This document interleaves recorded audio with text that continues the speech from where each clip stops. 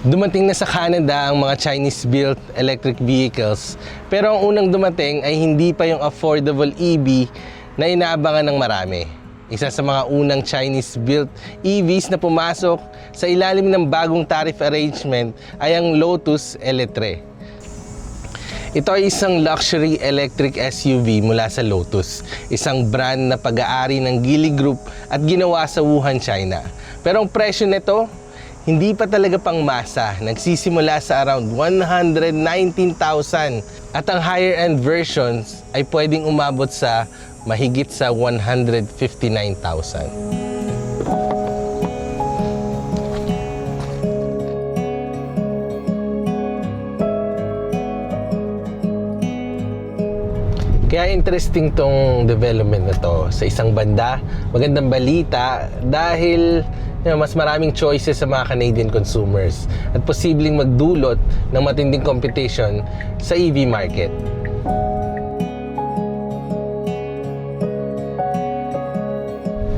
Pero sa ngayon, makikita natin na ang unang Chinese EV na dumating ay nasa luxury category. Ibig sabihin, marami pa rin mga Canadians ang naghihintay kung kailan darating ang mas abot kayang electric vehicles na swak sa budget ng ordinaryong pamilya.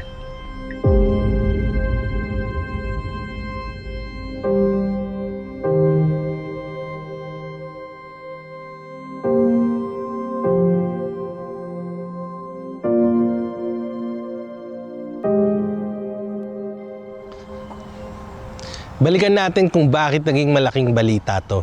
Noong 2024, naglagay ang Canada ng 100% surtax sa Chinese-made EV bilang proteksyon sa local automotive industry, kasunod na rin ang ginawa ng Estados Unidos. Pero sa ilalim ng bagong trade agreement, pinayagan ang limitadong bilang ng Chinese EV imports na makapasok sa Canada gamit ang mas mababang tariff rate na 6.1% hanggang 49,000 units kada taon.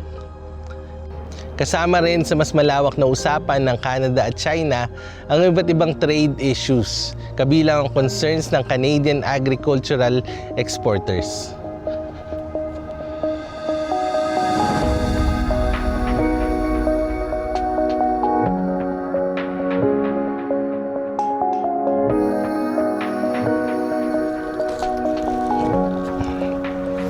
Ang tanong ngayon, ano ang epekto nito sa ordinaryong consumers? Hindi lang presyo ang issue. Kailangan din tignan ang charging infrastructure, availability ng charging station at kung gaano kadali para sa mga tao ang magkaroon ng EV. May mga Chinese companies tulad ng BYD at Chery na nagpapakita ng interes sa iba't ibang global markets. Pero ang kanilang pagpasok sa Canada ay depende pa rin sa approvals at business decisions.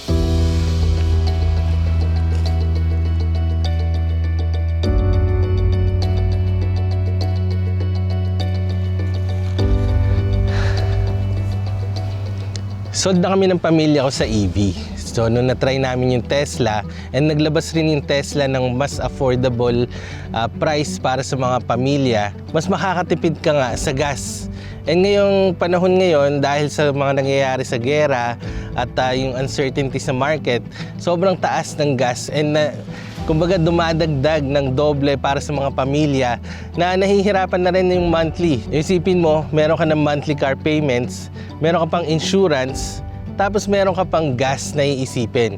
Tapos lately, dahil nga sa war sa Iran, tumaas yung gas from 130, average na 130 to 169. So para sa budget ng mga pamilya is sobrang hirap na talaga.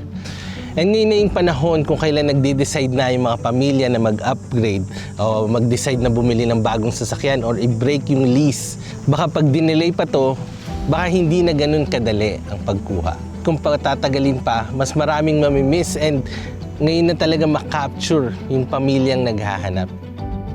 May mga tax incentives at rebates ng gobyerno para sa mga EVs na umaabot hanggang $5,000. Pero karaniwang may price cap at hindi lahat ng imported vehicles ay qualified.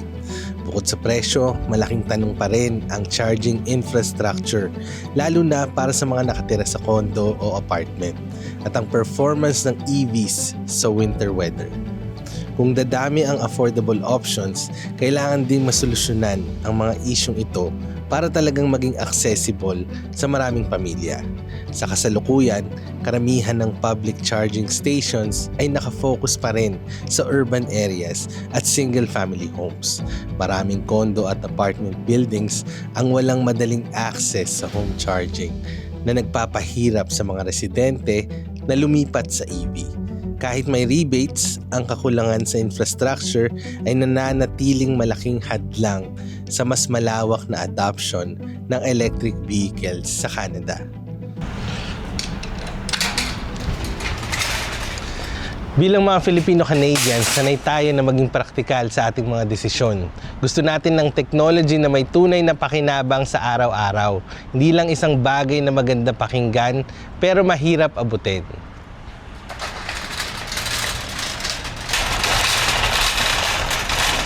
Kung dadami ang affordable EV option sa Canada, maaaring makatulong ito sa maraming pamilya, lalo na sa mga lugar kung nasan mas mataas ang transportation cost. Pero habang tinatanggap natin ang bagong technology, kailangan din nating tignan ang reliability, security, at long-term value.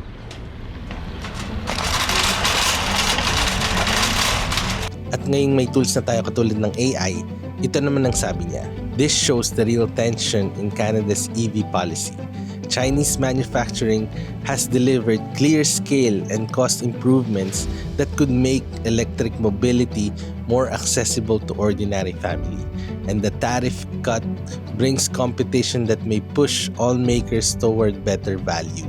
At the same time, concerns over data privacy, supply chain risk, and strategic dependencies are legitimate and require smart safeguards rather than blanket acceptance or rejection.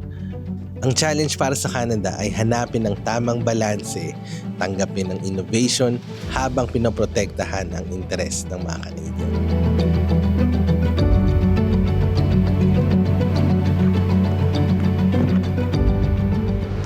Sa huli, ang kwento ng Chinese EV sa Canada ay hindi lang tungkol sa kotse. Ito ay tungkol sa kung anong klaseng future ang gusto nating buuin.